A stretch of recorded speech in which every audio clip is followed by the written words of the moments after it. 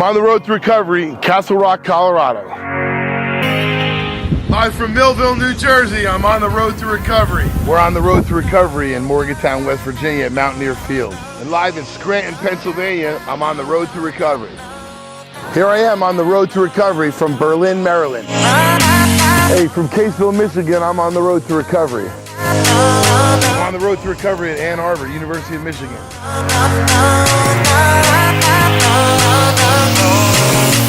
To recovery in Howell, Michigan, and you're about to meet a guy that, wow, his story is so similar to mine, it's scary.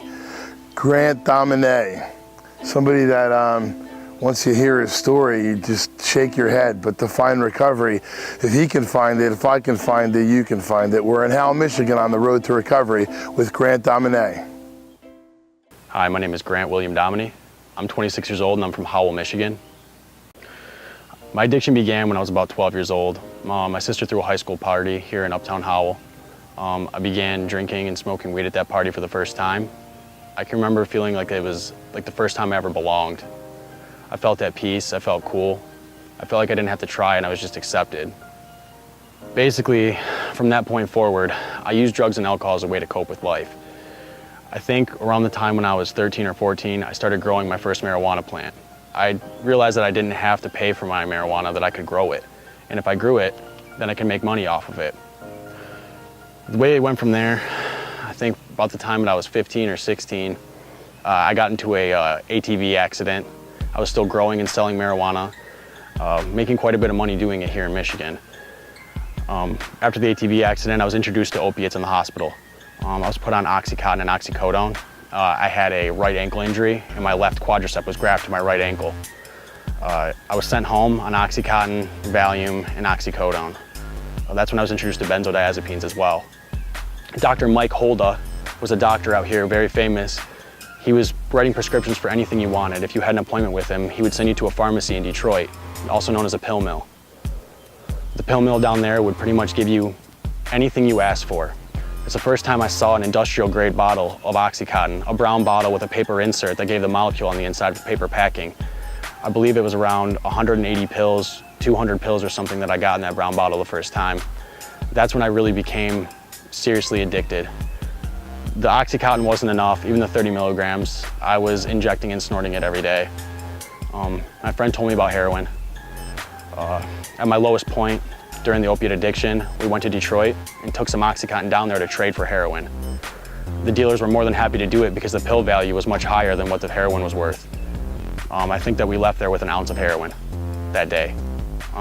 Bringing it back to Livingston County, I can remember a lot of people that I never would believe to use that substance were calling mine and my friend's phone heavily.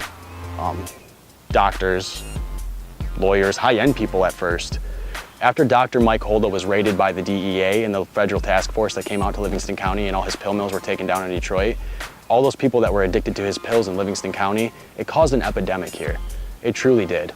At that point, after the heroin use got pretty big, we were introduced to a substance in Livingston County. I was addicted to heroin still at this point, K2, or synthetic marijuana. We truly believed that synthetic marijuana was of marijuana at first. No one had really any idea what these gas stations, bodegas, and party stores were selling us. We all knew that it was legal, we could buy it over the counter, and that it got us high. Once we figured out what they were using to make the synthetic marijuana, we figured out that we could make the synthetic marijuana ourselves and not have to pay wholesale pricing. We could get it at a huge markdown. We would buy the pure substance, the JWH-018, and then put it onto plant matter ourselves. Once they put it onto the plant matter, these capsules that we were paying $10 to $15 at the store, we were able to charge kids $20 because the product was much more potent and we were using it ourselves. After not being able to get high on the substance that we put on the plant matter anymore and I started using the pure chemical JWH-018, I was arrested into a drug-induced rage. I've never experienced anything like that in my life. The chemical literally messed with my brain chemistry so bad that I was arrested in a rage by state police at gunpoint. For that situation, I was sent to prison. I was charged with threatening witness, witness intimidation, domestic violence, and assaulting a police officer. When I was sent to prison, it was pretty gnarly in there. It was bad. I was released from prison at 23. and I decided to replicate my skills and teach others out of the gang that I joined. I landed a job at the fastest growing cell phone repair company that had ties to China, so I learned about international shipping. The loopholes there and learning how to ship items back and forth to different countries, learning techniques and learning how to do this afforded me an opportunity to sort of build my empire and continue my drug usage without being caught. These new synthetic chemicals were not just synthetic marijuana like we thought. They were synthetic everything. Synthetic benzodiazepines, synthetic opiates, synthetic pharmaceutical drugs that are expensive here in the United States, but you could order from India, China, and countries like Thailand. You could get things that were unbelievable. At 25, I became one of the largest importers of Etzolam, which is a synthetic benzodiazepine. I began snorting this pure Etzolam and blacked out, got into a car accident, and was thrown out of my windshield. When this happened, I sort of had a coming to God moment. My spine was broken in 6 places and I had a traumatic brain injury. At that point, I got back really heavy into opioids. I had been clean since prison. That was sort of my jumping off point. When I got back into opiates, I immediately recognized that this street dope was not the same street dope that I began with. This was not the same substance. This was something completely different. It was a different monster altogether. Me and my friends started going down to the city, and with the knowledge that I had, I began talking to some of the higher end drug dealers in Detroit. I started asking them what they knew about Bitcoin, Silk Road, some of the other for-profit websites that would sell these synthetic chemicals, and I've quickly found out that this was no longer dope from Afghanistan. This was no longer dope from Mexico. This was no longer Canadian cocaine coming over. This was a synthetic version of these drugs.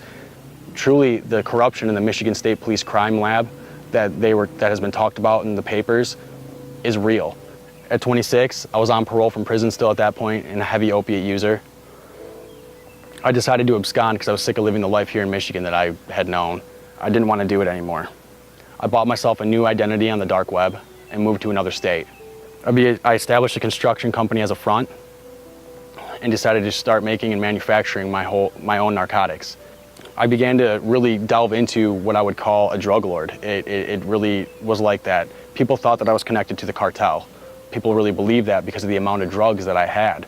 These drugs weren't the real drugs though, they were synthetic fake versions of the drug, but people could not tell any difference because it's only one molecule off in your brain from what it truly is. This went on for a few months, about 8 months. 8 to 9 months I was down there.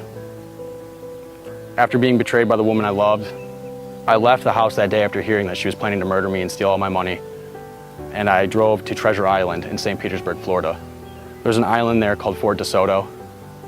I sat down and I did my last line of synthetic opiates. Something happened to me on that beach. I don't know what it is. I couldn't tell you what it is. It was almost just like I came to a fork in the road and I made a choice. I decided I wanted to change my life. I decided that I had had enough of the way I was living. It's pretty amazing the way that your life can change. Looking out at that island, I sort of had a warm feeling come over me. Oh, sort of like God's hand had touched me at that moment. I knew that everything would be okay. Don't get me wrong, some days are better than others and I have my hard days. But having my family, friends, and people that really truly care about me back in my life is indescribable. I have a car, I have a home, I have somewhere to stay, I have clothing on my back, and I'm safe. I no longer have to look over my shoulder every day, which is one of the greatest gifts anyone could ask for. I think that when you're using drugs and alcohol that you're sort of miserable. You don't really have anyone or anything that's real. Now there's a lot more real things in my life, a lot more beauty to be had. There was nothing there but pain and ugliness. I don't ever want to go back, and I hope that you don't ever go back either. You know, not only is it eerie about this story being similar, it's inspiring that the recovery, the thing that happened, so he found recovery was similar to mine. You know, sometimes God just reaches down and helps you find what you can't find yourself. And sometimes we need to help other people find what they can't find themselves. That's why it's important to share these stories of recovery. Please share them. Please find people who want to tell their stories. Let's not be anonymous and let's share recovery. From Howell, Michigan, I'm on the road to recovery, and we'll see you on the next episode.